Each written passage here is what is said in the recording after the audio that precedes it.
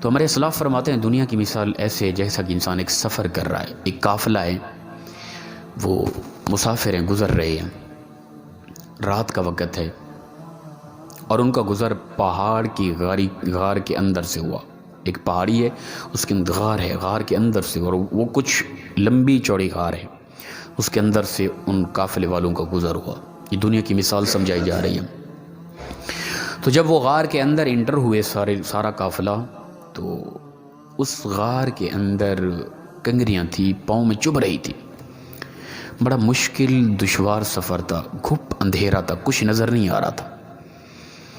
بس وہ بڑی مشکل سے وہ سفر طے کیا۔ سفر میں گزرتے، غار کے اندر سے جب گزر رہے تھے، کچھ لوگوں کو سوچ آئی، یار یہ کنگریاں اس قدر چبھ رہی ہیں پاؤں پہ، ایسا نہ ہو کہ ہم کچھ کنگریاں اٹھا لیں اور باہر جا کے پھینکیں، آنے والے پیچھے جو لوگ ہوں گے بعد میں کوئی مسافر، ان کو یہ دقت پریشانی نہیں ہوگی۔ تو کچھ لوگوں نے قمیض کا پلو اٹھا کے کنگریوں سے پلو بھر لیا، کچھ لوگوں نے 2-4 اٹھا کے جیبیں بھر لی، کچھ نے ایک آدھی اٹھا لی، کسی نے کچھ بھی نہ اٹھایا۔ اندھیرا تھا، کچھ نظر نہیں آ رہا تھا۔ گزرتے گزرتے جو ہی غار سے باہر نکلے، اجالا ہو گیا۔ اب جب باہر نکلے تو دیکھا وہ جو کنگریاں سمجھی تھی وہ دراصل جواہرات اور لال تھے۔ وہ تو بڑی قیمتی چیز تھی۔ جنہوں نے بہت کچھ اٹھا لی وہ خوشیاں مناتے رہے، خوش رہے، اللہ کا شکر ادا کرتے رہے۔ جس نے تھوڑی اٹھائی وہ زیادہ والوں کی طرف دیکھتے رہے، جس نے کچھ نہ اٹھائی وہ ہاتھ ملتے رہ گئے۔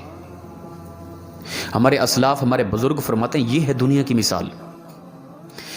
وہ غار جو تھی، اندھیرا تھا، وہ دنیا تھی، اس سے گزرنا، یہ ہم مسافر ہیں، اسی سے گزر رہے ہیں۔ وہ پہاڑی کے اندر جو غار تھی وہی دنیا ہے، اور جو چبھ رہی تھی وہ دراصل عبادت تھی اللہ کی، وہ نماز تھی، حسن اخلاق تھا، وہ پیار محبت تھا، وہ حقوق العباد، حقوق اللہ تھے۔ جو چبھتے ہیں، دیکھیں کتنا دشواری ہے ان کے لیے جو نماز نہیں پڑھتے نا۔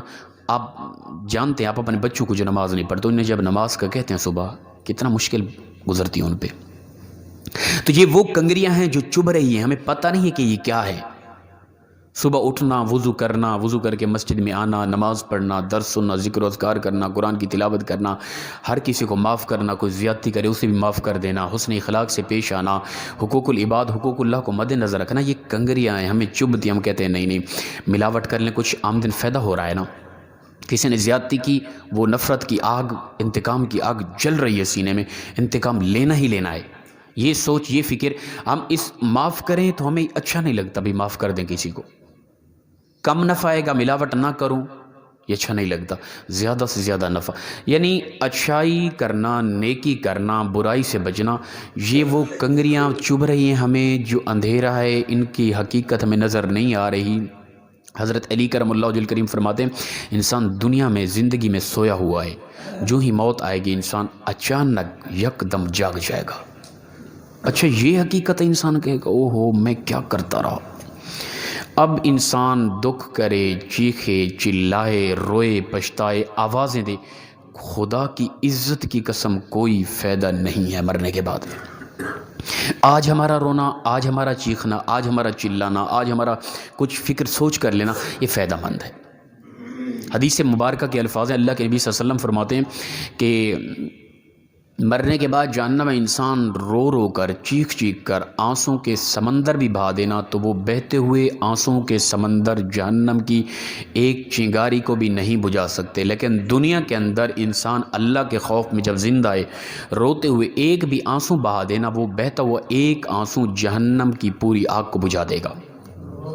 اسے ہم خود اندازہ لگا لیں۔ آج ہم سوئے ہوئے ہیں، ہمیں نیند ہے، ہم اس غار سے گزر رہے ہیں، اندھیرا ہے، ہمیں کچھ نظر نہیں آ رہا، یہ عبادتیں کنگریاں چبھ رہی ہیں، دل نہیں کرتا کرنے کو، لیکن جو ہی اس غار سے، اس دنیا سے، اس اندھیرے سے اجالے کی طرف پہنچیں گے، یہ ظاہری آنکھ بند ہوگی، حقیقی آنکھ کھلے گی، پھر جھٹکا لگے گا کیا کر کے آیا، پھر روئیں گے، پچھتائیں گے، کاش وہ کنگریاں اٹھا لیتے، کاش ہم کچھ کر لیتے، پھر دوسروں کی طرف دیکھتے رہیں گے، جنہوں نے کچھ اٹھا لی، جنہوں نے کچھ کر لیا، ان کی طرف دیکھتے ہاتھ ملتے رہیں گے۔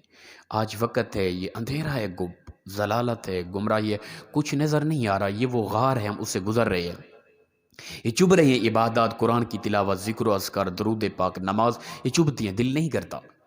لیکن اگر ان کو ہم اٹھا لیں، ان کو ہم جیب میں ڈال لیں، ان کو ہم اپنا قمیض کے پلو میں ڈال لیں، اور جو ہی اس غار سے باہر نکلیں گے، ظاہری آنکھ بند ہوگی، حقیقی دنیا کی طرف پہنچیں گے، حقیقی آنکھ کھلے گی، پھر جب اس کا اجر دیا جائے گا نا، وہ کمال ہوگا۔